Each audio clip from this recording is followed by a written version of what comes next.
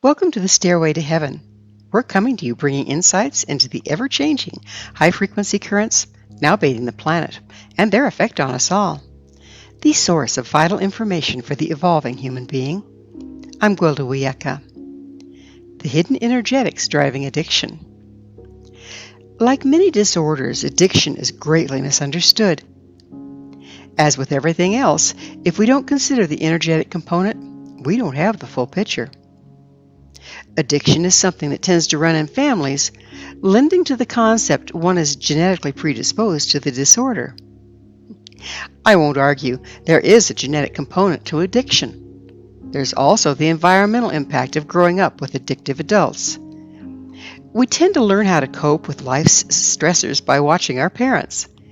If mom and dad coped with a long, stressful day by having too many cocktails every evening before dinner, we grow up seeing that as normal behavior and adopting it.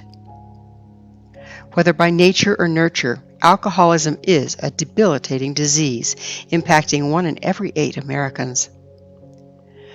Though the most recognized, alcohol, drugs, and both recreational and prescription, are by no means the only addictions plaguing us. There are less obvious addictions like sugar, caffeine, work, spending, sex, rage, gambling, media, and the list goes on. We tend to battle the major substance involved only to trade it for another addiction, but the addictive behavior remains. So, what are the energetic qualities of addiction? As we've covered in prior episodes, we tend to cope with trauma by compartmentalizing it. By the time we reach adulthood, most of us have developed quite a stockpile of neurological compartments containing hazmat. Each of these compartments contain not only unpleasant memories of the original damaging incident, but the unprocessed emotions that resulted from the trauma as well. Among these emotions are grief, fear, and anger, with guilt and shame also playing a part. To cope with day-to-day life, we need to avoid these compartments at all costs so we don't run across them at inopportune times and become overwhelmed. Therefore, each compartment has a warning system that alerts us anytime we get too close. The message is in the form of seemingly free-floating anxiety. The more compartments we have, the more frequently we're besieged by anxiety. With the increase in ambient frequency we're now experiencing, unity, not compartmentalization, is being supported. As a result, there's more pressure on places that are not unified, aka neurological compartments. At higher frequencies, we travel at greater speed. Greater velocity results in traveling the neurological pathways more quickly and encountering hazmat compartments more often than in times past.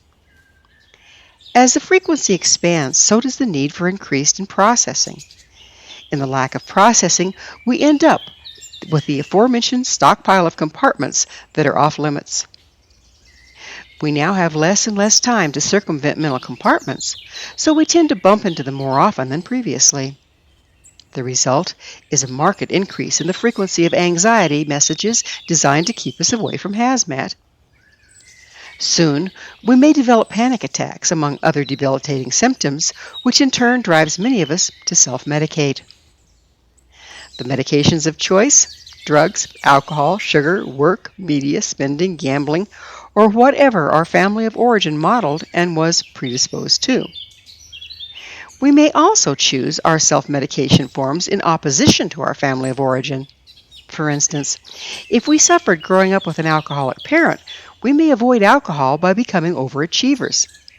This has the added benefit of making us look successful while keeping us unavailable in our relationships and less likely to be triggered by them. Becoming a workaholic may serve for a while, but as the ambient frequency continues to rise, we're driven to work harder and longer to avoid the dreaded compartments and end up working ourselves to death. Soon, our health gives way, and we're forced to slow down, only to have the anxiety overtake us with devastating results. Seemingly successful people often end up with debilitating anxiety and substance abuse issues for this very reason. There are as many renditions of this theme as there are individuals, but the common denominator is the avoidance of unprocessed compartments until there is nowhere to run and nowhere to hide. Adding to the problem is resonance. There's a lot of trauma in the world as old systems fail and chaos ensues. When people around us are traumatized, the frequency of that trauma will resonate with our personal unprocessed trauma and amplify it, causing more anxiety. Frequency is not restricted to location. It impacts a unified field. The frequency of an area is picked up by the toroidal field of the planet and carried throughout. Therefore, we're subject to the trauma frequency of the entire planet, not just that of our locale. When the generalized frequency of trauma impacts us, resonating with our own compartments of stored unprocessed issues, we're immediately taken out of the present and thrown into past trauma.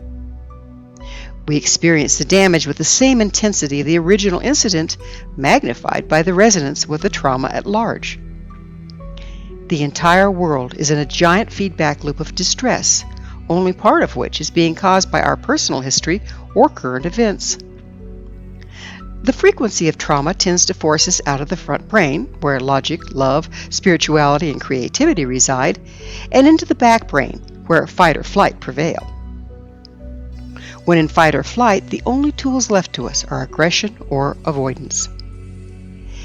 It's difficult to see clearly while being impacted, making it virtually impossible to distinguish what's really going on. We're also left with few resources to deal with the situation. As another complication, in not recognizing where the anxiety is coming from, we tend to project it onto our future and worry about the disaster that may be coming. Worry creates a matrix at the quantum level for the dreaded event to form around, thus creating that which we fear most, the very future we wish to avoid. Worry also causes anxiety, as if we don't have enough anxiety about things from the past and present, we now add a goodly dose from an imagined future. When we entertain something in our imagination, we greatly increase the possibility of creating it. This habit of projecting anxiety is so universal and pervasive, it's created the world in which we live. How much of our time is spent worrying about and attempting to prevent a future we're unwittingly creating through these very actions? To get away from the stress, we tend to self-medicate in one form or another, lowering our overall frequency and, along with it, our ability to cope with life's challenges.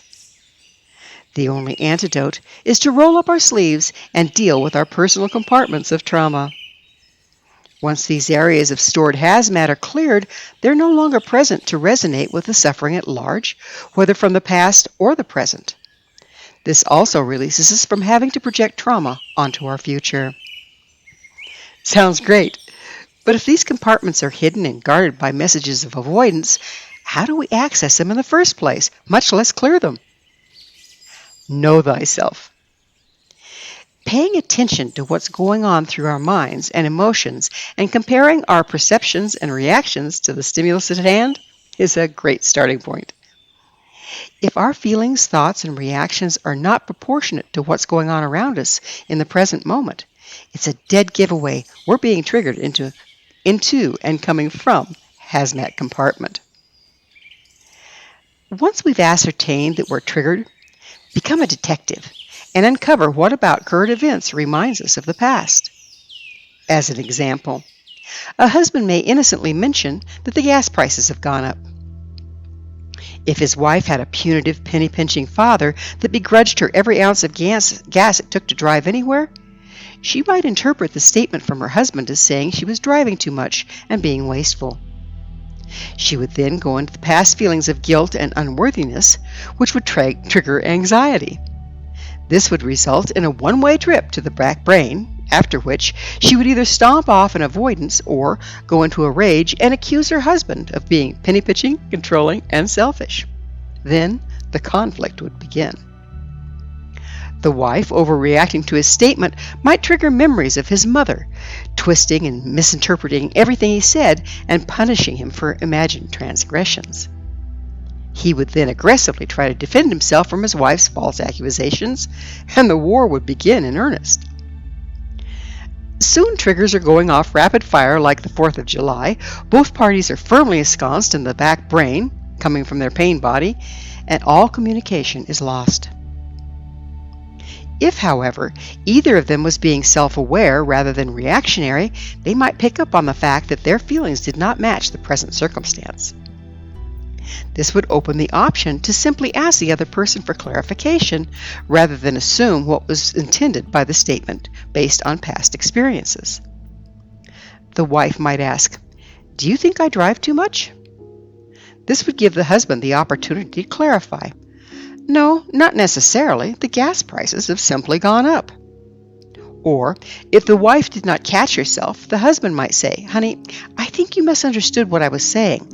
I was not complaining about your driving habits, just mentioning that the gas prices have gone up." The risk here is that even if one party catches themselves and manages to avoid the trip into Triggerville, the other may be so far gone into fight or flight that they simply cannot hear what's being said.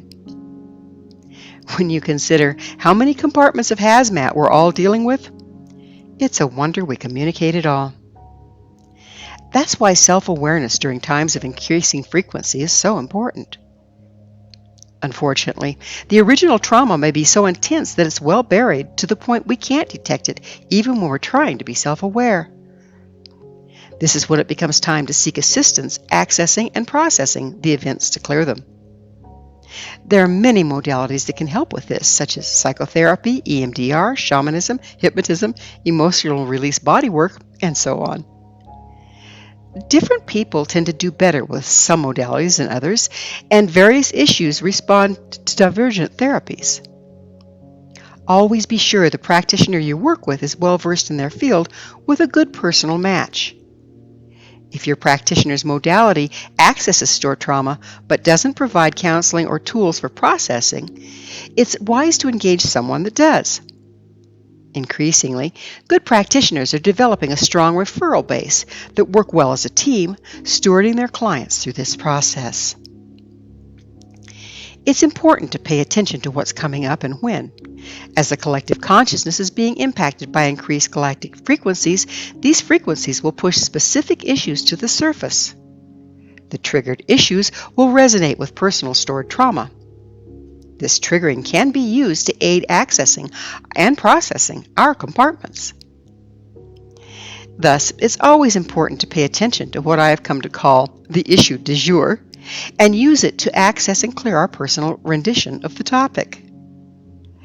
As I observe students and clients and myself experiencing similar challenges, it clues me in as to what's moving at the time. The Stairway to Heaven episodes are written to address the predominant triggering frequencies that we're currently being presented with.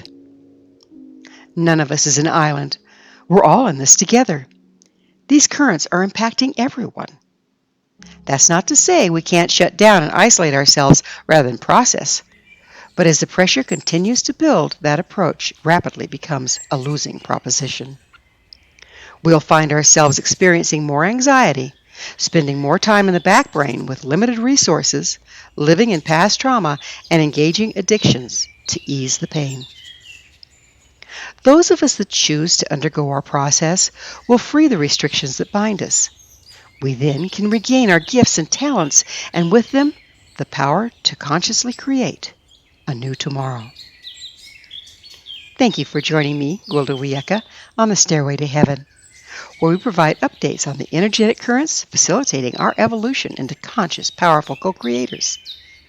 As I'm sure you've noticed, not only do the Stairway to Heaven episodes stand alone, but they weave together to form a map to evolution and personal empowerment as we enter the new era. To revisit this or any of our past episodes, visit our archives at www.stairwaytoheavenmedia.com. If you'd like to find out more about me, my school, and the evolutionary tools we offer, visit www.findyourpathhome.com. Until next time, may you be blessed on your sacred path to wholeness. We are here. The time is now.